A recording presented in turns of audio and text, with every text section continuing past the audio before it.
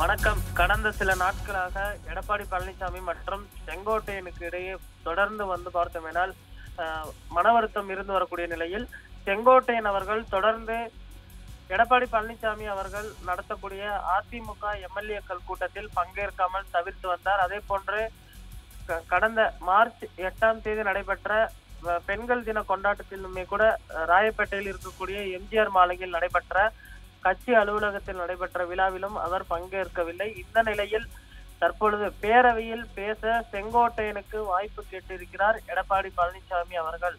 தற்பொழுது அதிமுகவில் சகஜ நிலை திரும்பி இருப்பதாக தற்பொழுது தெரிய வருகிறது. சட்டப்பேரவை வளாகத்தில் அதிமுக எம்எல்ஏக்களுடன் இணைந்து செங்கோட்டையன் பார்த்தோமேனால் உணவருந்தினார். பள்ளி கல்வித்துறை விவாதத்தின் போது செங்கோட்டையன் பேச சபாநாயகர் அப்பாவிடம் எடப்பாடி பழனிசாமி அவர்கள் அனுமதியினை கேட்டிருந்தார்.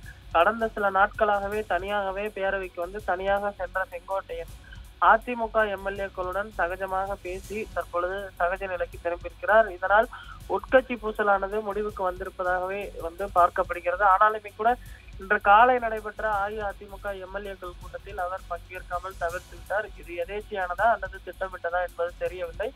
இருந்தாலுமே கூட தற்பொழுது செங்கோட்டையனுக்கும் இபிஎஸ் அவர்களுக்கும் இடையேயான அந்த மோதல் போக்கானது முடிவுக்கு வந்திருப்பதாக தெரிய வருகிறது. அதே போன்று தங்கமணி, வேலுமணி உள்ளிட்டோரும் நேற்றைய தினம் சமரச முயற்சியில் ஈடுபட்டனர். அது தற்பொழுது கை கொடுத்திருக்கிறது என்றுதான் சொல்ல வேண்டும்.